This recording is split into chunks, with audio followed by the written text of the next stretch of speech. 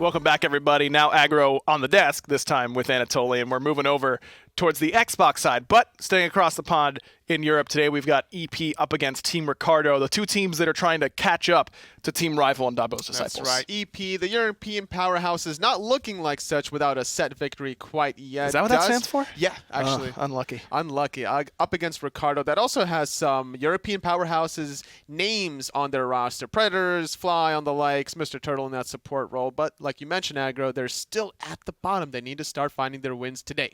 Look at it, Gnome in the solo lane for EP for sure. But overall, Team Ricardo, the only one with a win so far between these two teams. ChronicThe Bros over there in the solo lane for them, and Mr. Turtle, as you mentioned. I think that they should be leaning on those players with a little bit more sort of experience in this realm to try and get them some wins. Yeah, this is their time now, the second half, or getting closer to that second half of the split. So this is where everything is going to be on the line. It's going to be up to these solo laners to find that edge, start controlling this new Season 6 mechanic of the Totem of Q, start alleviating the pressure in the opposite sides of the lanes. And they get their chance. This is their first weeks after seeing the SPL compete. And I think that that does make a really big difference where you've seen what these top teams are valuing, you've seen what they've done. I think it's a little bit too early to start implementing a lot of those things. Sure. I don't think we'll see, supports chasing junglers around to level 1. Hopefully but not. I think that it might take some time, but I think that we will see the meta shift just because the SPL's back in season. I think the one thing that we could potentially see is how these solo laners have been rotating to that duo lane, trying to create that first wave pressure and then teleport back to the wave. Get Guardian's Blessing as well on top of it to be able to win that race, get that 48 gold per minute extra, and then start to snowball off of it. That seemed to be a strategy that some teams are employing, but not every team, kind of comp dependent. So we'll see which comp each team gets as we're ready for picks and bans here in game number 1 is what I was going for. Team Ricardo with that first selection. We actually saw Freya get through in the last set. A little bit of a surprise. In the very first game, actually, because MV3 decided to ban out Hera and Arthur instead in that set, giving up the Freya not a good look in the late game. So there's a reason why Freya's banned, competitively at least. And there it is. Freya banned right away by EP. Probably a good look by them. Bacchus and Vamana, the two bans by Team Ricardo. So now European powerhouses have a choice, and they make it pretty quickly. It's King Arthur. And I was going to say, that's going to be the right choice, correct? I mean, every time you get a chance to ban Arthur, if you're not first pick, you might want to be banning him. I think we all saw the variety show up against SSG when he went in 1v4 very casually at level 6 with Gladiator Shield. He came out alive after killing 2 people. That's right. It turned into a 2v1, which isn't that bad. That's a lot better than 1v4. We like that. We feel good about that one. How about this Xbalanque first pick? We've seen a lot of teams really highly value it. Do we feel good about it here for Ricardo? I think so. You can never really go wrong with Xbalanque. It's such a safe pick.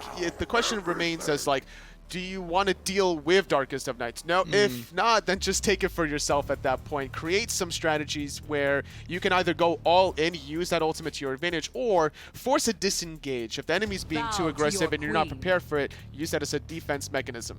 I don't know how I feel about this early Fenrir pick, though, Toly, because Artio, the first pick on the side of EP, is a pick that really deters the Fenrir selection. So why take it for yourself when I don't think that Ricardo would have taken it?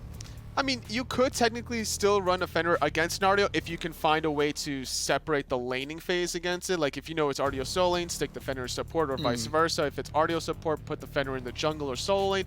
But ideally, yeah, you're totally right. Like you don't need to lock in the Fenrir right away. But this leaves so many other options for European powerhouses that they're holding onto some of their picks. And with the Scylla locked in, they still need their Hunter or potentially a jungler slash solo laner slash even support of choice. Because Fenrir and Artio are such flexible picks that you didn't really reveal too much of where everyone is going. No, and to be fair, I think the Fenrir pick, if you look at the first 3 for Ricardo, is looking pretty good so far. Brutalize can't be interrupted by anything that Ricardo's doing outside of the polymorph from Hera, which is a pretty low cooldown in comparison, or the ultimate from Guan. So I don't mind the Fenrir pick so far. Ricardo seems to have picked into it a little bit, but I'm curious as to where it's going to go. Ricardo doesn't seem to be willing to make a solidified guess. They ban out a Hunter and another flex pick in the Achilles, which can go jungle or in the solo lane, whereas EP decides to ban out a couple of junglers in Bakasura and Susano. So where do you think this Fenrir is going to end up going? Hard to say, honestly, but easier now. Not the jungle. A lot easier now. Definitely not in the jungle. With Artio and Fenrir locked in thus far, if it's a Guan Yu in the solo lane, I would prefer a Fenrir in that solo lane. You're able to stun out the Talon Assault every time. You can poke him out before the healing becomes an actual threat and it becomes too obnoxious. And there's a lot of kill potential against the Guan Yu, whereas Artio needs a couple levels, needs a little bit of cooldown reduction. Once she gets it, though, then she becomes the lane bully. That's true, that she can heal alongside the Guan Yu, but Fenrir could have that self-sustain with Seething Howl as well. I think both can end up being pretty potent as Jing Wei, the final selection for EP. No surprise for me that Ricardo locks in Kuzenbo, Mr. Turtle, in the support role. Loves this pick, has since he was a solo laner for Kaz back in the day. I mean, he's been loving the Kuzenbo. Maybe too much that he likes the Kuzenbo, because sometimes it's just like, I mean, there's other Guardians, you know. I thought that they were going to go for the Khepri once they banned away the Achilles, but of course it's Mr. Turtle. Well, Ricardo looking to continue their winning ways, at least against EP, whereas EP trying to get on the board. Game 1 coming right now. That's us. So taking a look at this one, myself and Taco on the commentary, and of course, Doug LeBlanc on the ones and twos. Team Ricardo versus EP. What are we expecting to see here today? Well, so far, it looks like Mr. Turtle is just looking to try and play some defense. Guan Yu Xbalanque, not exactly ideal for buff confirmation, but they definitely have enough push power to keep themselves safe throughout this laning phase, I think. Gnome's going to be able to cancel the Talon Assault time and time again with a well-timed Unchained. You can see right there, trying to build up the runes, doesn't have the stun, so just deal some damage onto Tylern. But definitely the damage that's going to be able to be met. The biggest problem is that Mr. Turtle is going to have access to a heal as well as soon as he hits level 2. Also the fact that Team Ricardo's duo lane just made sure to take out the creep waves as they were coming, but really nice persisting Gust. Gnome's going to be off the mark, though. If he'd hit both of them with that Unchained, would have been a nice half cooldown reset, but also the poke damage, I think, might have been enough for the Jing Wei to push up a little bit also. We're certainly going to see the combo and the cleave from Mr. Turtle come into play. You're at the desk talk about so polymorph there. Mr. Turtle's love affair with Kuzenbo, but it's ChronicThe Bros that's going to be playing with Kuzenbo here on the short side of the solo lane. Interesting change of pace as well, taking the Kuzenbo into the Artio, because when these Totem of Ku disputes come about, I think that what we just witnessed is probably going to be the exact case scenario we see time and time again. ChronicThe Bros seems like he's getting the better end of this poke early on in the laning phase, but it's all about King Nate looking to bring down the law on top of ChangBang. Slowed down there from the monkey jump. Now trouble for the mid lane mage. One more shot will do it. Eribiiax can't find it, and Nate no blink. So the Scylla will walk away, no problem. Can completely understand why Ratatoskr wouldn't want to take Blink early on against a Humbot Scylla, but it's just one of those instances where you think about that risk versus reward situation. That's the kind of moment that we're talking about. I think it's I think it is unequivocally the correct choice to go beads against the jungle monkey for sure. Just, you know, what could have been. Still scoreless here in the early stages of our game. Nate waiting for the enemy speed buff respawn. He'll be there along with Eribiiax, and an easy confirm there. We'll strip away the enemy jungle of their own speed buff. So Nate's got one. Genesis, not so lucky.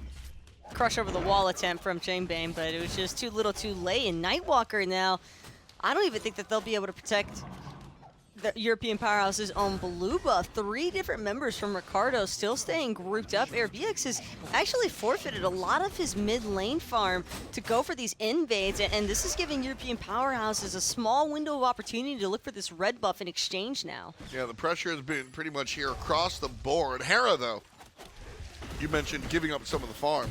Well, she's still coming out on top, level 4, comparatively speaking, to Chang, who's only level 3.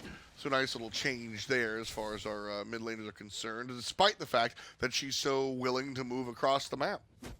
Yeah, normally you'd expect to see, I think, Hera is playing a little bit more to their tower line, just because the early game stage is without a doubt the most punishable stage for a Hera, but Eribiiax, I think, just recognized that Nate had so much jungle pressure already, and that's not too shocking. I mean, it is a Batz after all versus the Ratatoskr. When you think about levels 1 through 4 there, most people are going to assume that the Ratatoskr is going to get the better end of the exchange. And so I like that Team Ricardo are looking to be proactive, but they do still need to be mindful of every single timer that's taking place on the map, because if you give the enemy team a small avenue to look for a counter punish, it kind of defeats the purpose of, I think, looking for those initial speed buffs to begin with. Certainly a thought process worth going for. Batz not really a character until level 5. So delaying the inevitable, certainly a nice look. Nate taking a big chunk, and that's something to expect out of the Scylla. I like this chase down, overhand smash. With the eyes on the prize, ChronicThe bros making the rotation out of the short side will push away everybody. And the secondary speed buff invade. Genesis is here, has overhand smash, willing to go for it. I'm a monster, also trying to confirm, but it's Mr. Turtle. Now the punish from European Powerhouse. 4-on-2. Nice ultimate coming out from ChronicThe bros. And Mr. Turtle blazing away. Everybody's good. Nobody's in too much trouble. Fantastic Watery Grave coming out from Chronic. And that one will wind up all good. Everybody was level 4, though. That was the main problem. The only person who actually had an ultimate to expend there was the Scylla, and ChangBang threw that I'm a monster over the wall, but was too late on the buff secure, so the speed buff goes down in favor of Team Ricardo anyway. European Powerhouses loses out on a big team fighting ultimate, and now King NightwaIlker, he's been here every single time looking to try and defend his own blue buff, but Team Ricardo are just not letting up. But this is the kind of pressure that you want to see from a Kuzenbo, from a Guan, even the Ratatoskr. I think Eribiiax is probably the only member right now that doesn't have as much early game to offer, but even he knows that there is power in numbers, and that's all that Ricardo have really been doing against European Powerhouses to begin with. They're just out-manning them at every single buff attempt. Multiple rotations coming out from Mr. Turtle, who hasn't been in this duo lane pretty much since minute 1. That's forcing the Fenrir to rotate, which you would think is a good thing for European Powerhouses, but just getting outplayed throughout the rest of the match. Team Ricardo definitely on the spot when it comes to those jungle timers. Right side of the jungle has not really been successful for EP at all. Gnome setting up from mid lane. Here comes a jump from Argus. Now trouble for Gnome. He's going to turn around. That looked like it was European Powerhouse's time to shine, but Scylla doesn't even get the opportunity to use the ultimate off of the Fenrir. And I think that all credit for that fight should also go the way of Tylern. That Darkest Night pop is the main reason why we didn't see ChangBang, I think, attempt the I'm a Monster there. Just felt a little bit too risky because the Scylla pushes up too far and connects with the ult. Best case scenario, I mean, maybe you find a kill, but I think it was just a little bit too tough for Gnome to look for any sort of reinitiation here. But at the very least, European Powerhouses might be able to, for the first time, defend their jungler speed buff. Nate's here just to keep things annoying, but with a quick dash that pretty much ensures his retreat. So Genesis does get his first purple buff, or excuse me, speed buff of the game. Also level 5, got to watch out for that ultimate now. A lot has already been used, though, on the side of Team Ricardo. I think that Eribiiax having to drop Argus. Hold that thought, though. Nice Fear No Evo to respond to the Acorn stun, but Nate's got to be careful. I'm a Monster, though, way off the mark over in Narnia, and King Nate, he'll be sure to punish for that. Genesis is going to end up falling, but ChangBang, looking for some redemption, does clean him up in the end with the crush. A nice look there coming out from Team Ricardo in the jungle. Nate trades his life out, essentially, but he's even with ChangBang, so there is a bounty for getting rid of Nate. He does have 1 kill, but it's not the largest bounty as it could have gone if things turn around. I love Nate's decision making to go, all right, you use the ult, I'm still going to kill you.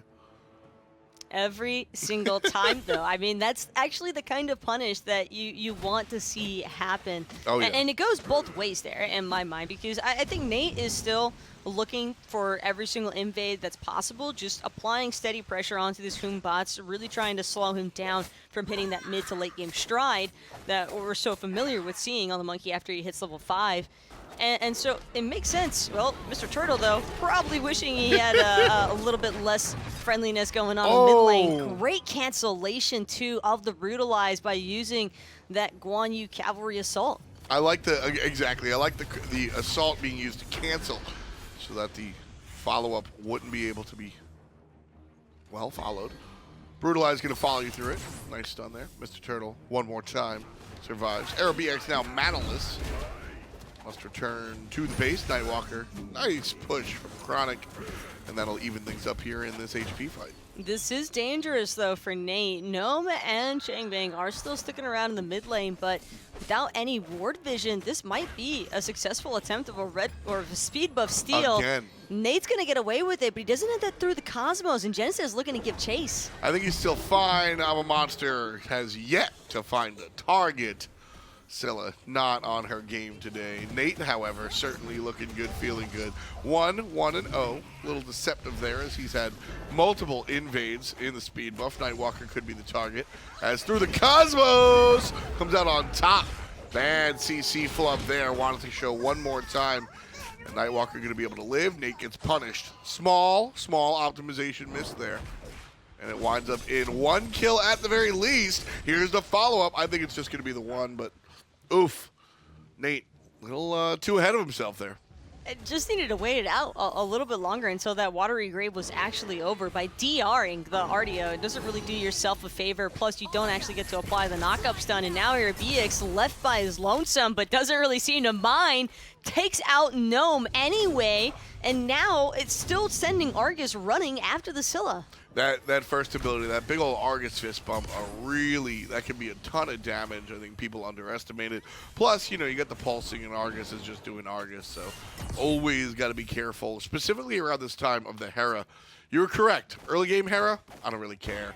Mid game Hera, well, that's a different story. Now that he's got the CDR boots, the Spear of Deso, and that evolved Mage's Blessing, I think that all of these cooldowns are what are really benefiting Eribiiax more than anything else.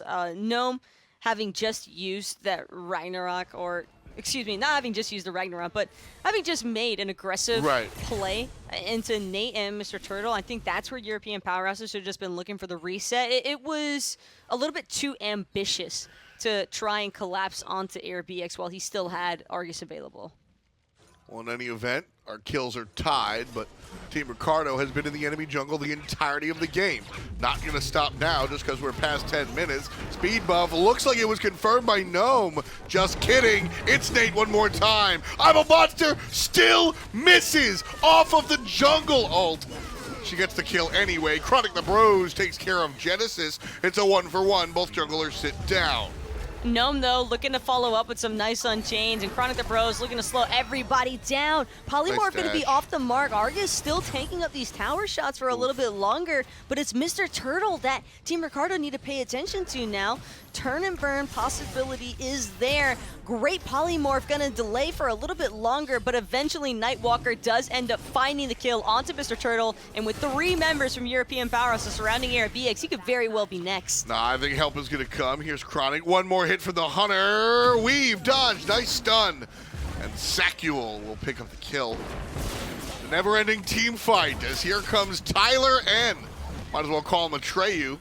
Now, ChronicThe Bros trying to deal with one player under the back line. Nate trying to deal with the other. Nate comes up on top. Hunter sits down. Nate sits down as the support comes through and picks up another one. 4 kills in total for European powerhouses. 3 for Team Ricardo. But again, Ricardo pick up the speed one more time. And Tylern is still looking to box it out with NightwaIlker, but the only thing he's ending up losing here is his health and a couple of last hits on the wave. But breaking down that last team fight, it was very all over the place from both ends of the spectrum. I just think that towards the end of it, European powerhouses did a significantly better job at staying grouped up to really prioritize setup for their carries. We saw Sacuille, I think, slide through and get a couple of clean last hits there to really help assist his team finding the picks. But Team Ricardo, they just seem to be performing on an individual basis as opposed to an overall team fight. It's like the engagement started because of Nate, and then Nate not only respawns and comes back into his mid lane, and it's great. Yeah, sure, you find a kill off of your through the Cosmos, but the initial ult landing was off the mark. Didn't get the knockup that he was looking for. As a result, it winds up being a little bit out of position because he's so deep in the enemy backline that it's a possibility now for Gnome to just kill him and clean him back up there. So what should have been a solid team fight for Team Ricardo actually does go in European Powerhouse's favor, but it's Team Ricardo who still realize that, hey, at the end of the day, Smite's objective-based anyway, and no one from European powerhouses is home. Easy gold, Fury. 2K gold lead going to be shoved up to about a 4,000 gold lead here, 3,700 to be precise. It's Team Ricardo pushing down European powerhouses. Now, here's the interesting thing is that you're right. Nate has been off the mark a little bit here and there, but he's still able to make the plays. I would much rather have my through the Cosmos miss 50% of the time than my Scylla ultimate miss 90% of the time. Chang needs to turn this around. This composition is not built around Scylla, but you could convince me it was. European powerhouse is trying to take out Eribiiax. There it is. I ask and I shall receive. ChangBang hits one, not the second. But they got to be careful now. That was an excellent through the Cosmos, right on top of the nuggets from everybody out of European powerhouses. All 4 members left to scatter. Nate and Mr. Turtle are the lone survivors here, but without their mid laner, there's just no other follow-up that they can look for at the moment. Just a little bit of aggressive poke here and there. And it's just going to be back to Farm City for Team Ricardo here. You missed out. I think they were a little bit overwhelmed there in that choke point, but the I'm a Monster, that's what really changed the outcome of everything in that last engagement, and that is what European powerhouses have sorely been missing out on for the majority of this 15 minutes so far. Exactly. That, you notice just how different that team fight goes because of it. You've got to hit I'm a Monster. It's absurd amount of damage. You have a reset capability. We say it so much it's been memed, but literally a single ultimate from Scylla can and will change the game in most parts. But you've got to hit it. So if Chang is warmed up now, and this is the game that we can expect, I think that him and his fans will be a lot happier throughout the remainder of the match. And you were actually talking about, this doesn't really seem like a standout Scylla composition, but I'm actually on the opposite end of that. I think this is very much a draft designed to make Scylla their standout star. Eribiiax now looking to get punished in the mid lane. I'm a Master is good enough to connect. Fear no evil as well, but Eribiiax can only survive for so long with 4 different members of European powerhouse around him. So punishments for both sides as the Jing does end up falling over in duo. Yeah, I'm definitely here for your revision. I said that in the heat of the moment. Genesis is a setup man. NightwaIlker is going to provide some supplementary damage, but also setup. Gnome, same thing. Some supplementary damage specifically in the early game, and then later, just pure setup. Jing is going to have some nice stuff going on, but you're right. It is Scylla, baby. This is her game to win and or lose.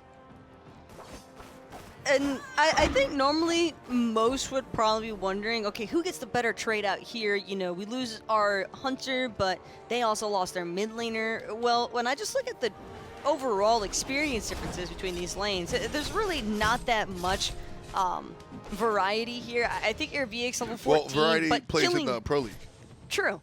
But Eribiiax as the level 14 Hera, well, he can do some good things, but I think opening up the map pressure from the mid lane is probably a little bit more valuable by this mid-game stage as opposed to a kill on the Hunter in duo lane, where the only real thing that you're missing out on with your Hunter is that ability to attempt Gold Fury. But when Gold Fury is already dead anyway, well, then there's really not much left for the enemy team other than the fact they're going to be out in duo lane with the possibility to force a T2 tower, but even then, that's still like just so unlikely after you're able to kill the enemy team's mid laner.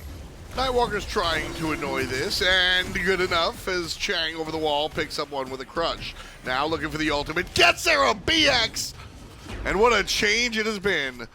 Now you're CC immune during that. You don't have to actually stop for the Darkest of Nights, but it is a different story. A European powerhouse is now looking for the rest of the team fight. ChronicThe whips an ultimate. Mr. Turtle whips an ultimate. And now all of a sudden it's Team Ricardo that just can't find a target.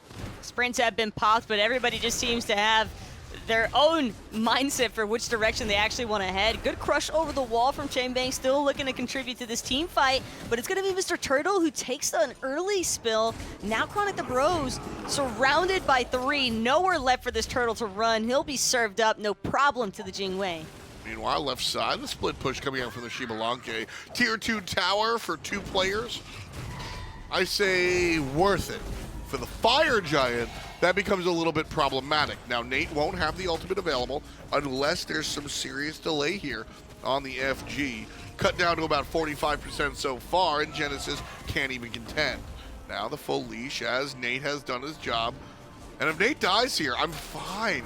But here's the tag in. Tyler's here. I don't want to see Tyler die. But NightwaIlker already cut down to 10%. The damage out of the Hunter is good. Nate shows up, tosses the nuts, and NightwaIlker down for the count. Really great punish, I think, as well against European powerhouses there. And that's what happens when you hesitate.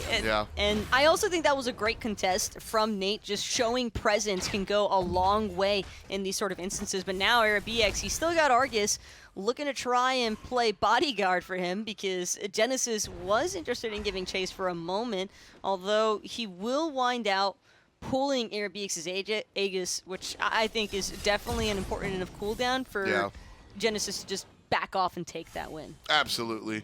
Eribiiax going the Soul Gem build, an interesting choice. Hera certainly a spammer, so you'll be able to proc that early and often. Scylla, on the other hand, with the anti-heal.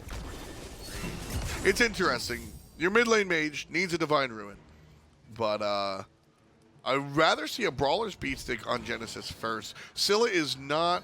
I don't know. I don't think Scylla is the most adept at spreading the anti-heal. Well, I think that under this current circumstance, though, it makes sense. You need it. It was necessary when it happened. Bang. And Tyler, the damage as well is still there, even with the Divine Ruin. Eribiiax, without any beads, I'm sure that he's toast as well. But it's all about ChangBang. Yeah, this is a fight for European powerhouses. ChangBang turning things around, landing the abilities, and everybody notices. Mr. Turtle in trouble as well. A quarter of HP, cut down to 0. 3 kills without a death so far for Genesis after his initial 2 tumbles. And now the mid-game takes over. European powerhouses, they're certainly made for the mid-game, Taco. Eesh.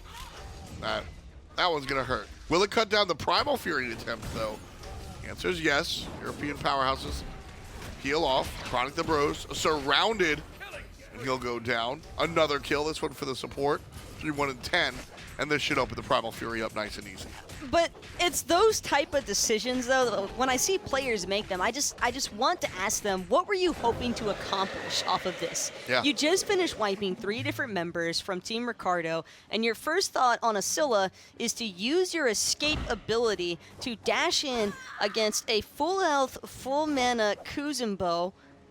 And for what? I mean, there's a Gold Fury up. Sometimes players, I think, can just get a little bit too into the moment. I think that ChangBang was he was just feeling a little bit gassed up. Connects that first I'm a monster. Team fight's going so heavily in their favor. Might have been expecting some more follow-up from his boys, but the punish was only made possible off of what I think was a poor self-decision out of the Scylla, and sure, European powerhouses still wind up getting that Gold Fury regardless, and it's awesome that they're able to, pick up the Primal Fury, which is probably what they were after to begin with, but those little punishes could actually bring or cost you a game if that takes place 40 minutes in as opposed to 21.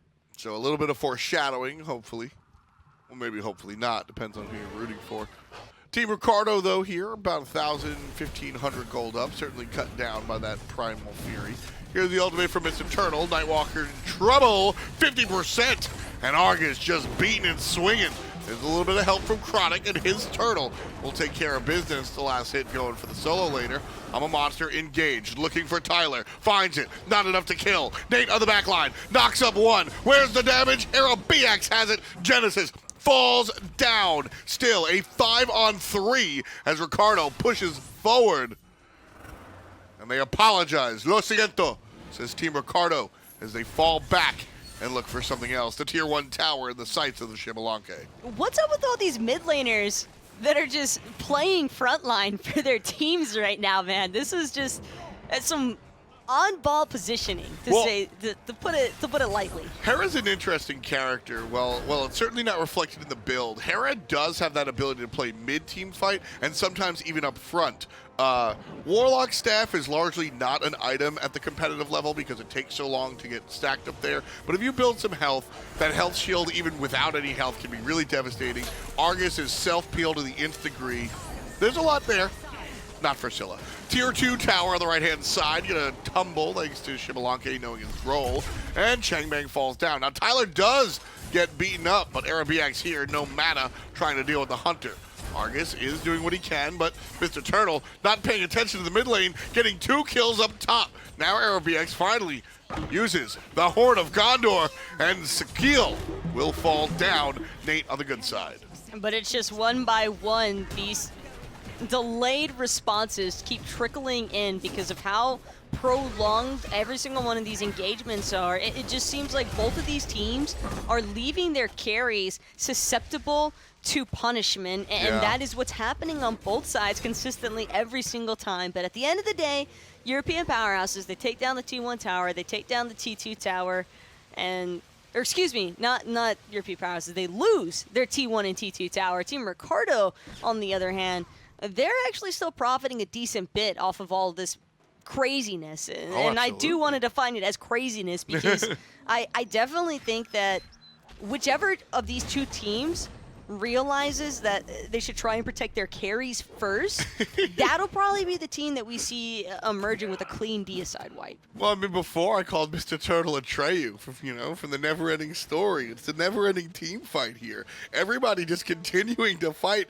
while players respawn and they come back, and Mr. Turtle's just using his ultimate twice in a team fight.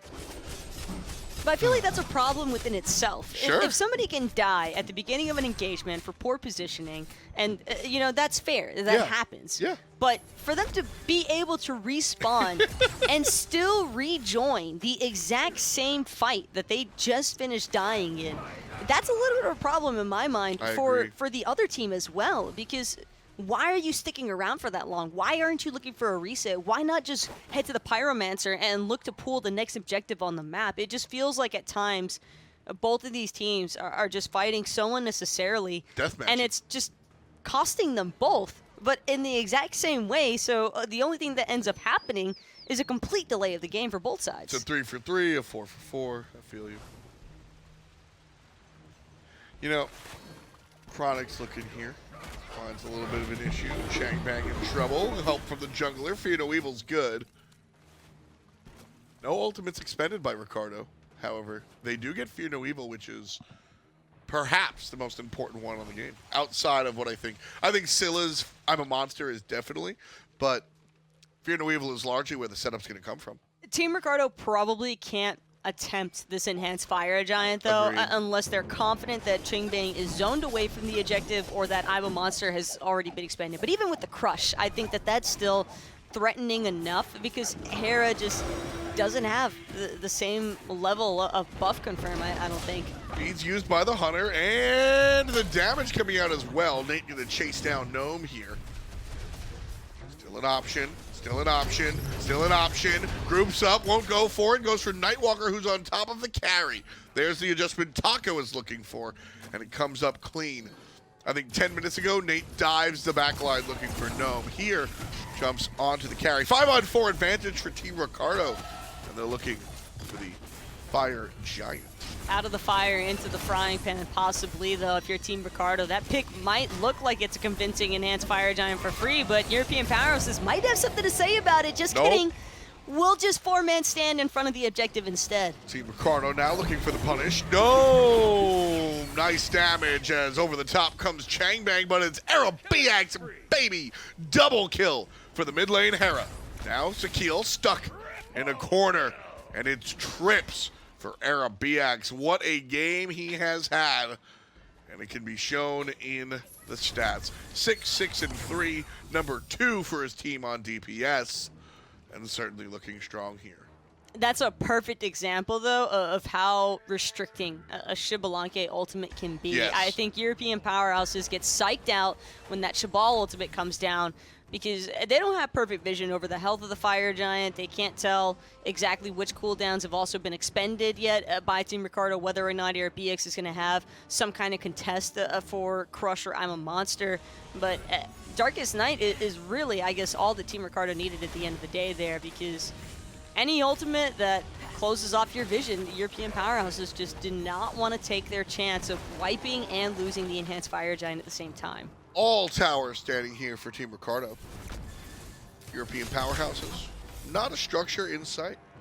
Left side, mid lane, and the right side towers all gone. That's 2,000 per lane. Team Ricardo find themselves up 10K. Make that 11. So even more so after the towers. Gold Fury. This is a regular old Gold Fury. So Team Ricardo will just put some coins in their coffers. We return to fight another day. 28-29 in.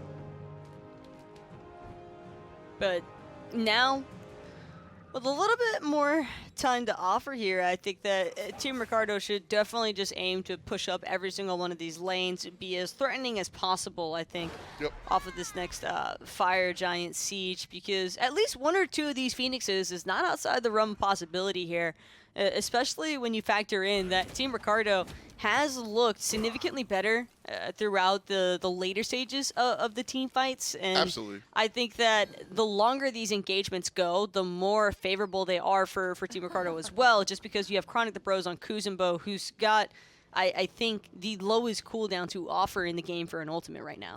For sure. Something also interesting is when you look at European Powerhouse's squad, you know, that mid-game's really powerful. Batz really steps into himself once he gets 3 items and a hi-rez, right? The Fear No Evil is really powerful. You've got Gnome on the support Fenrir. He's still able to deal with now in the late game, support Fenrir not really bringing that much damage. The Artio damage also is annoying when you're walking 1v1, but in a team fight, not really the same. Whereas Nate, Eribiiax, Turtle, Tylern, these guys are made for this late game monstrosity. And so as they see it's a left side Phoenix, I think the ball's in their court. I think they've got a 14,000 gold lead. Well, I know that. And my professional opinion, they've got the upper hand here in this 30-minute push. I like this split push, though, from Nate. With that through the Cosmos, you can easily close the gap between mid Phoenix and left side Phoenix. Argus has been dropped. ChronicThe Bro straight to the back line, immediately onto the Jing Wei. I'm a Monster popped as well, but sitting off coolly to the side. Yeah, I couldn't use it because the lights turned out thanks to Tylern. And now European Powerhouses try to deal what they can. A whole wave of minions in the mid lane is going to be defended, so no big deal there. But the left side Phoenix will go down. Gnome could suffer the same fate, and he will. Number 7 for Eribiiax, looking lucky here in the late game. ChronicThe Bros lighting a fire under the Hunter. Down goes Sacuille. Now pushing into the Titan room. May be a little preemptive, but they've already got him down to 50. Maybe I'm being a little preemptive. 25%. European Powerhouse is trying to defend, but it's all Team Ricardo, baby. Game 1 to the blue side. Could you really ever doubt him for a second? That team just pushed in so confidently from that left-hand Phoenix Siege, and I mean, I think that by the time all of Ricardo were grouped up there on that left-hand side, Nate had already caused enough of a distraction factor than what was necessary. But the biggest standout points to me are just going to be staying on the objective. I think huge shout-outs to Ricardo's Hunter, because I think that was one thing that we definitely saw some of the carries struggling with, was making sure to stay objective-minded. But the Xbalanque just knew, if I just stick to this Phoenix, we can look for the collapse afterwards, and that's exactly what came to fruition. Stayed on the tower, stayed on the Phoenix, stayed on the Titan. One game in the books. Let's break it down. Ricardo continue their winning ways against EP. They take game 1, but totally it wasn't particularly easy. EP made it tough on them. They did. ChangBang on the Scylla specifically had a great performance, I think, during certain encounters. Could have been a little cleaner to keep the momentum of the ulti going. Had one execute, but couldn't find that second one occasionally. That's what kept them alive in the game. It was difficult to handle the Kuzenbo, specifically from Chronic. Surprised that it wasn't on Mr. Turtle for one time around. But either way, maybe that's the solution. You know, you get the Kuzenbo away from Mr. Turtles. Hey, you can have Kuzenbo on the team, just maybe not playing for you, Mr. Turtle. But Chronic played it very, very well. And, of course, Eribiiax on that Hera was an absolute nightmare. Yeah. He was consistently putting out big damage. He had a couple weird moments. I think his attempt to tank Pyromancer with Argus wasn't his best-made plan, but overall, very, very well played, including that deletion of Gnome.